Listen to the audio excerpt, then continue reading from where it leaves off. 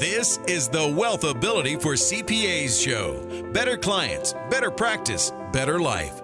Here's Tom Wheelwright. Welcome to the WealthAbility show for CPAs. Well, we're always discovering how to build better clients, a better practice, and a better life. This is Tom Wheelwright, your host, founder, and CEO of the WealthAbility Network. So here's what we've got. We've got CPA firms. We've all got our firms. We all know we've got a kind of an idea of what we do and who we want for a client, but do we even have what we would call a brand? Is there any way that we could actually get only those clients that we want and only those clients that we're going to best serve? And today we have a very special guest, Simon Mainwaring, and Simon Mainwaring, right? I get it right? Mainwaring. Perfect. Simon Mainwaring. Thank Okay, you. we'll edit that. Simon Mainwaring is our guest, and Simon has a long resume of working with branding all over the world. So Simon, it is great to have you with us today. Thank you so much, Tom, and a pleasure to spend some time with your listeners. So tell us a little bit about yourself and why this new book, Lead with We. The business revolution that will save our future. Tell us a little bit about that. Well, firstly, I'm the CEO and founder of a company called We First, and we're a strategic consultancy that helps position brands, and especially purposeful brands, to drive their growth and impact. And you might say, well, what is a brand? Well, a brand is the story you tell when you go to market, which is so important in terms of the clients you garner. And I was very mindful in the last few years how important the story you tell to market is in terms of your growth, your relevance, your ability to attract talent, and really kind of sustain yourself through a very, very, very difficult time for everybody. And so I wrote this book, Lead with We, which is all about how do we solve for the issues of our clients, of their communities, of society at large in ways that also build our business. And so over the last 10 years, we've done this for very small startups through to Tom's and Timberland and so many other brands out there. And I codified our methodology in the book so everyone can follow it and apply it to their own brand. So can we just start? We're CPAs, so we're really good with numbers, Sure. but we're terrible with words. Can you back up and would you explain, Jerry, just a really simple definition of what you believe a brand to be? Sure. And I want to share that, what I'm going to put forth today is really based on the work we do with wealth management firms, insurance firms, legal firms, CPA firms. So it's not theory. This is practical, advice or insight. So firstly, why is a brand important? Well, a brand is important because when you go to market, you've got your business and you've got the brand. And the brand is the story you tell. And in 25 years of doing this and having been a writer on Nike's brand for 5 years up in their ad agency in Portland and other things like that, I've only ever seen 3 scenarios: good product or service, bad story. Bad product or service, and good story, which is even worse because people go and check you out and then they say you're a terrible CPA. Or good product or service and good story.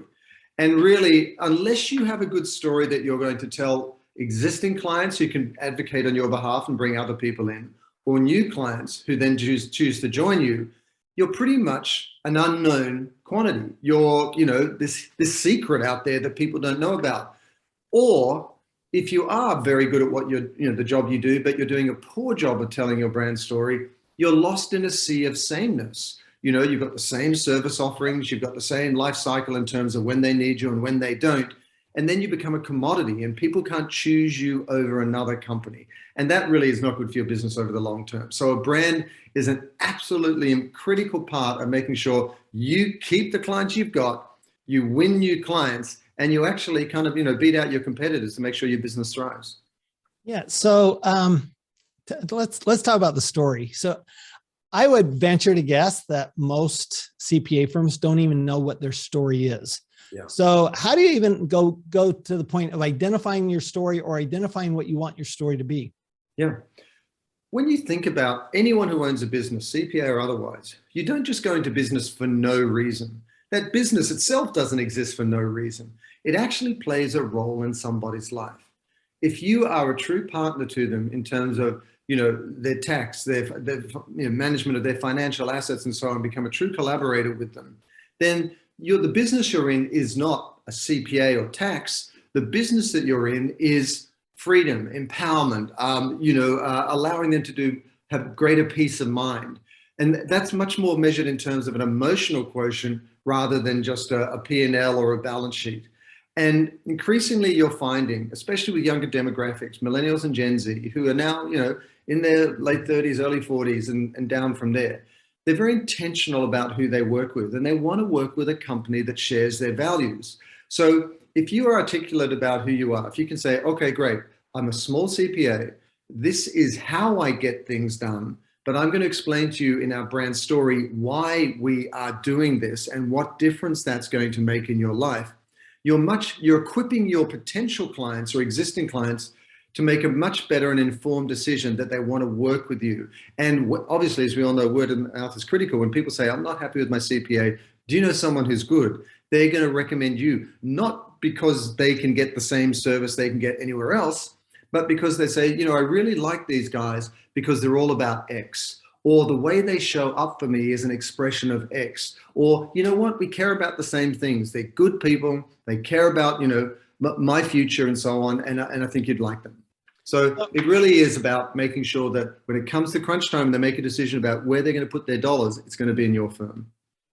Right. So, but you don't want just any client, right? So to me, I've looked at my firm, and I've done it like other CPAs where, you're starting off and you take anybody, all comers, right? Yeah, basically sure. Anybody who'll pay your bill, you're going to take them on. Yep. And what I learned over the years is that you actually become a commodity yourself by doing that. Yeah. As opposed to identifying why are you doing this and who do you want to do it with, and let's just do it with those people, and let's just go after that segment of the market, or let's go after what we really care about. So how do you go about identifying what you care about and telling that story? Yeah, there's two sides to that coin, and it's a good question. The first is, where do you want to spend your time as a CPA? What area of the business do you want to focus on? What do you want to be known for? What do you really enjoy?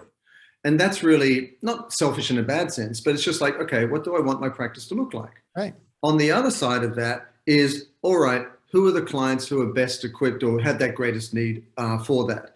And like any brand, product or service, it doesn't matter what you do, CPA or otherwise, you've got to have a target audience, you've got to have a product and service, and you've got to go after them. You might say, I want high net worth individuals, and I want more complicated tax structures and so on to deal with, and therefore I'm going to target them. Or I want to set up a network of CPAs under your umbrella.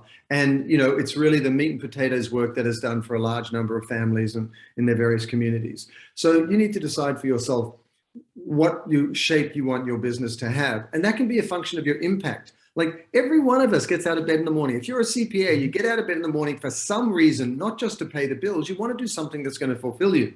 So you can ask yourself, okay, do I want to empower these high net worth individuals to just have greater savings, stay on top of the tax code, whatever it might be? Or, you know what? I want to be the go-to resource for, salt of the earth families in local communities and so on. There's no right or wrong. It's just what you want to do. So how do you decide your brand? To come back to that question, there's a series of questions. And again, they're laid out in the book, Lead with We. So I just wanted to do that so that everyone can have it as a roadmap to follow. There's a series of questions that really help you articulate what your purpose is as a company. And your purpose is why you exist. Why do you get out of bed in the morning? What's that thing that kind of motivates you to keep doing what you do? And I'll give you an example of a few of those questions. The first question is, what is your enemy? And by that, I mean, what is that thing you exist to solve? What's that thing that really drives you crazy? What is that thing when you look around the industry of CPAs and go, oh my God, why is it like this? Why can't people do it better? The system should be like this. Right. What is that thing that you're pressing against? And, also the consequences of that. People aren't saving the money that they need to save. Young, low-income families are struggling unnecessarily. High net worth individuals are frustrated with whatever service they're getting. Secondly, what are you the only of? There's only one person like you, Tom. There's only one person like everyone listening. There's only one market you're in and community of clients.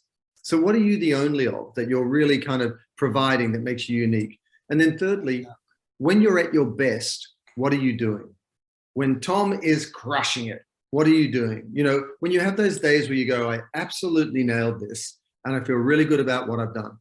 When you start to lay out those answers to those questions and more that are in the book, you know, you start to go, oh, wow, I'm not just a commodity. I'm not just a CPA. Like imagine people in other industries going out and saying, oh, I'm just a car dealer, or I'm just a food provider. You don't get away with that. Even if you're a CPA, you've got to go out there with a point of view. And I'll give you an example that we all might know. If you look at the sort of big life insurance firms and personal insurance firms and so on, there's some big institutional firms that are really use similar language and just get lost in the noise of kind of the same Me Too claims out there. Then you might look at a company like New York Life, which is all about the individual. And if you go to their website and look at the way they communicate, instead of being about themselves and about being about the institution, they're about the individual they serve. And so they've got a very, very different way of going to market to other organizations. Or let's take it to an extreme example. Look at the largest money management firm in the world, BlackRock. Larry Fink, the CEO, they manage 10.3 trillion in assets as of recently. You know, they're very articulate about the role they want to play in the world, how capitalism needs to change, how financial markets around the world need to change, how companies they invest in need to change. They're actively involved in a dialogue around how they're showing up in the world and what they think money management should be, the role it should be playing. It's no different for a CPA. And here's the great news, Tom. No one else is doing it. Excuse me. No one else is doing it. Most CPAs are sitting on their hands, providing this very, well-intended service, but very few of them are doing a great job of marketing or branding. No, I don't think there's any question. I love the point you make that there's only one you, and what are the only of, right? I like that concept because I think that's who you want to spend you want to spend time with people who want that service and they want that person. So you don't want to spend people who want somebody else. Yeah. You want to spend people who want you, but you have to tell the story of who you are. Exactly. So that they know to come to you. It's true. Right? It's like walking into a party. If you walk around a room in a party that you've never met anybody and you try to please everybody and say you're whatever they want you to be, you'll leave at the end of the night and people say, seems like a good person, but I have no idea who they are. Right. But if you walk into a party and you're self-assured and you know who you are and you say you like this, you don't like that, those who want to get to know you better will self-identify. It's similar out in the marketplace. And, I'll give you one more example. Like we just worked with a legal firm that specializes in sustainability, helping these large corporations retool and be responsible in their supply chains and value chains. And they were like, well, we're just lawyers, billable hours. And we're like, we're just in sustainability like everybody else. But when you drill in and go, well, what aspect of sustainability and why and to what end and what are your credentials? You come out with something that's a much more focused tip of the spear in terms of their communications, which allows them to find the clients they want. And so I don't think there's any lack of opportunity. I just think that in the CPA world, very few put their attention there. And it's like fighting a boxing match with one arm tied behind your back. You've got a great business, a great product, a great service, but you've got no brand. And you're really under leveraging the power of communication and marketing, which you're probably spending money on anyway. You're probably doing some sort of marketing out there. So why not make it more effective? Yeah, so I love this because we've actually been very effective with this. I wrote a book called Tax-Free Wealth, which has sold over 300,000 copies. And people know. They're coming to us because they want to reduce their taxes to build their wealth. That's what they want. And we're really clear. I love taxes. I love talking about taxes. I love explaining taxes. I love simplifying taxes. I hate it when somebody has this big tax bill that they shouldn't have. If they should have it, great. But if they shouldn't have it, why are you wasting your But what you've done there is so powerful. Put that back in. Yeah, you're a perfect example of what CPAs need to do because you've reframed something. Tax feels like an obligation, a burden, something that's inescapable for most people. But you've recast it or recharacterized it as a wealth generating opportunity. Exactly. And you've got people right on the hook there. They're like, what? Okay, you have a point of view. So, you're exactly what people should be doing. I like that. So people are very afraid right now of sharing their point of view. Sure. Okay. So you talk about a point of view. How does a point of view actually help your brand? Yeah, well, I think there's a regulatory aspect to it. There's a certain conservatism that's appropriate to the industry. So putting your hand up, feels like it might be unnatural or invite a bit of scrutiny and so on. But how does it, having a point of view? Well, here's the thing. Whether you're a non-profit or whether you're a for-profit brand, if you don't have a point of view, you're lost in the sea of sameness. So I'll give you an example in the non-profit world. If you speak to somebody and they say, oh, what do you do? What's your non-profit all about? And they go, oh, we raise money for breast cancer research. That's not what their purpose is. That's not what makes them unique. There are countless non-profits that do that. You know, if you are a fresh food provider in a grocery store and you say, what do? You say, well, we bring fresh produce to market. That's not distinguishing or differentiating enough for people to go, why am I going to choose you and go to you over somebody else? So when you have a point of view, like, for example, tax is a wealth creation opportunity, you have something for people to orientate themselves around. You have people who are frustrated with their tax situation or the rigor that's being brought to their tax by their CPA, and they go, oh, wow, let's go to Tom and his firm because that's music to my ears. So it allows you to cut through the clutter of your competitors. It allows you the right clients to orientate around what the type of clients you want to get. And it allows you to kind of stay relevant and keep sort of provoking a conversation that will that will inform your media or your marketing. And then really people will be able to engage around instead of CPA works here, Right. So a couple of times you talked about, and you even named your book this way, Lead with We. You talk about the we. You talk about this is about your customers, your prospects, your clients. It's not about the firm. Can you talk a little bit about that and how important it is to put, this is a we, it's not a me type of a conversation? Yeah, there's two dimensions to that. One is the thing that was really concerning me, that kept me up at night over the last 3 or 4 years, is that business as a whole is not moving fast enough to solve these issues that we face, climate and more. And so how do we act together in new ways? As a subset of that, to your point about language, most well-intended for-profit companies make this big mistake.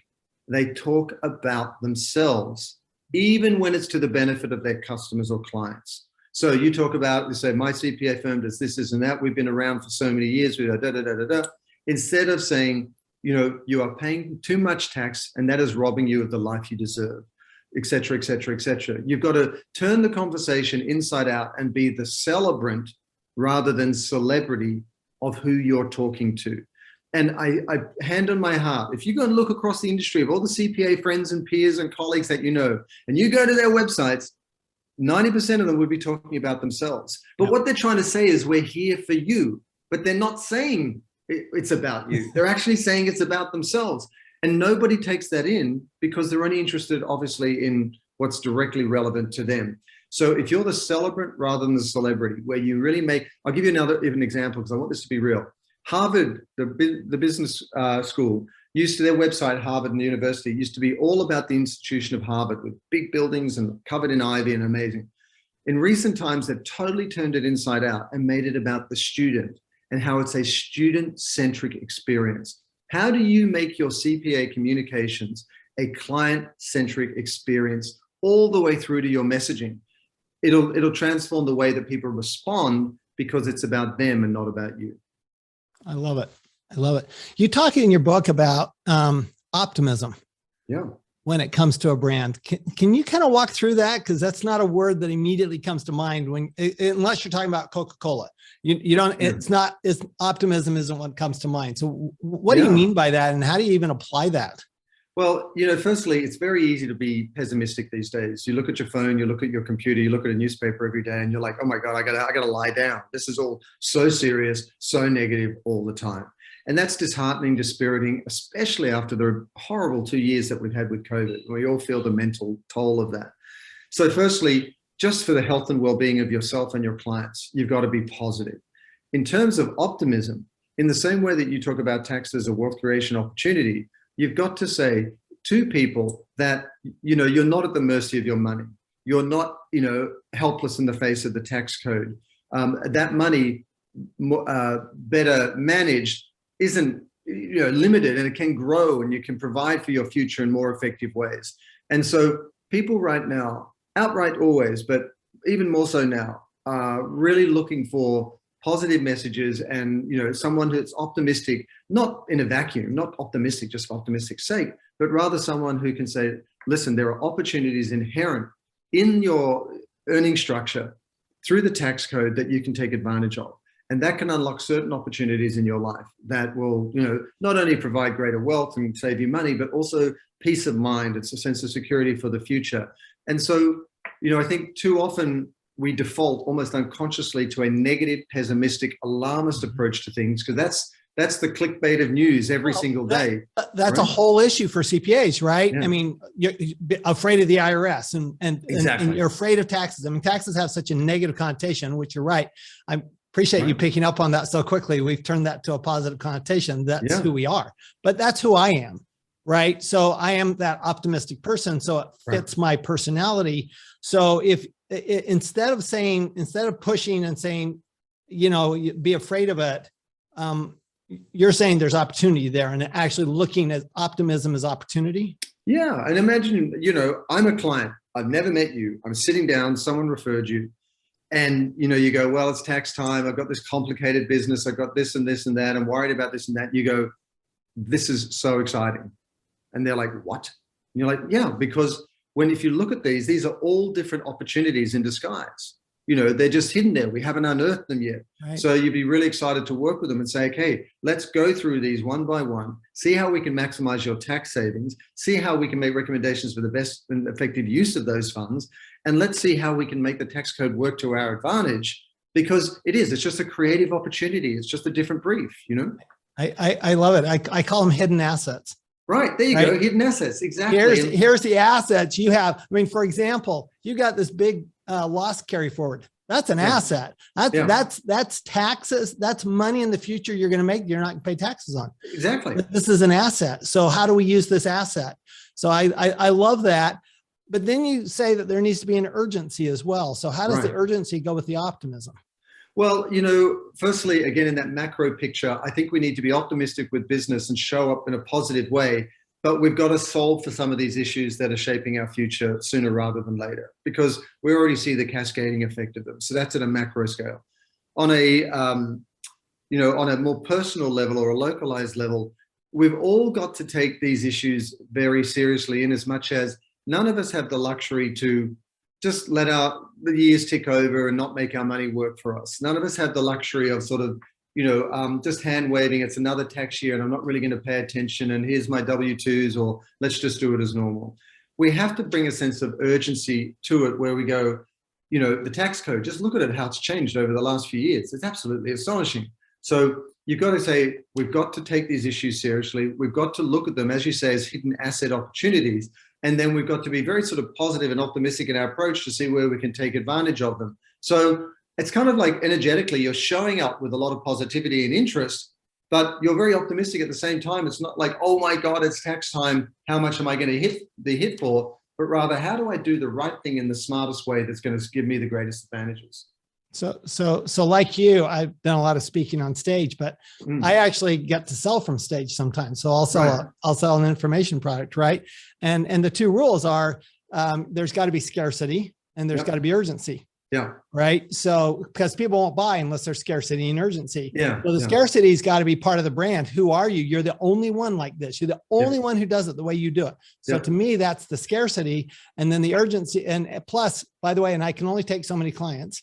Right. And then the urgency is, but look, you're missing an opportunity. Every day you don't do this, you're spending tax dollars that you don't have to spend. No, absolutely. So I mean, to me, is that what, am I getting this? I'm making sure that I always want to be the best student here. Yeah, of course. And that's, I mean, yes, it's sales and marketing 101, but when you do it genuinely, when it's authentic, when you're actually talking to people and saying, no, wait a second, we're not mucking around here. There are hidden assets, there are savings here, there are opportunities inherent in the latest version of the tax code that you're not taking advantage of. Then it becomes very, very compelling. And I think there's two types of people out there. There are those who really aren't managing their money and managing their tax structures, and there are those who want to see it as much more muscular and dynamic and can put it to work. And they just need to be told, or they need to know that you're the right partner that can do that for them. But I want to call something out here. Everything we're talking about in the last few minutes is really in emotional terms. like security and opportunity. And we're not talking in transactional commodity terms about a service or, just something that they could get anywhere else. So this is why the brand is so important, So, okay. So wrapping up, can you just give us like 2 or 3 tangible things we can do to start building that sustainable brand? The first thing I'd say is do take the time to define the purpose of your company, because it'll help you personally, because you'll feel more fulfilled by what you do, because you'll know why you exist, and it'll align with who you are as a person. And to do that, you answer the questions, some of them which I gave you examples of, and there's a whole program in the book that you can go through. Secondly, I would align your products and services in terms of that purpose, so people can understand, here's how it comes to life. I'm meeting a new client and you go, firstly, before we talk about your tax, we'd like to discuss what you care about. What's important to you? What are the goals behind your financial sort of ambitions? And you start to talk in terms of values and aspirations and so on. And then you get that alignment. And so when you talk about your purpose and what you stand for, and then you secondly align what you do in terms of that, it really starts to make sense to them, becomes a very compelling sales pitch. And then the third thing you've got to do is you've got to walk your talk in terms of how you show up on a personal level, how invested you are in your clients, and how sort of aggressively you keep on top of the tax code. You really do add value to their lives and to their business and so on. So just do start by defining your purpose, then align all your products and services around that. And then when you go to market, communicate in those terms, emotional terms, aspirational terms, positive and optimistic terms, and you'll attract the clients you want because they'll enjoy the experience of it, as opposed to what they're currently doing, which is, oh my God, it's tax season, I love that. I have a client that has the message on her phone says, leave a message, especially if it's good news.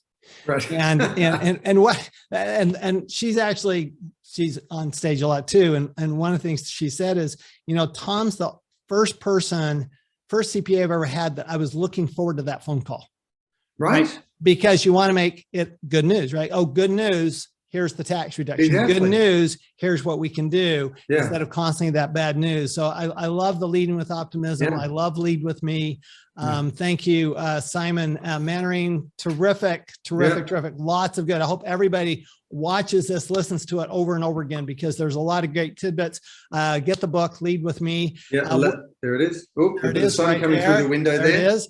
Lead with We. There you go. Right there. And if people want more information about you or more Simon, where do they go? Yes, they can go to, if you're interested and had further questions, you can just reach me at simon@wefirstbranding.com, simon@wefirstbranding.com, in terms of the consulting that we do. And also you can see the work that we do for companies you'll know at wefirstbranding.com. So I'd invite you to check it out. And thanks, a chance to share some thinking, Tom. Oh, thank you so much. And thanks everybody for listening. Thanks for watching. Remember that the brand really is the core of your business. It's who you are, why you're doing it. When you have that brand, when you know who you are and you get that story out there, then you get way better clients, which creates a way better practice and a way better life. We'll see you next time. You've been listening to the WealthAbility for CPA show. Better clients, better practice, better life. To learn more, go to WealthAbility.com.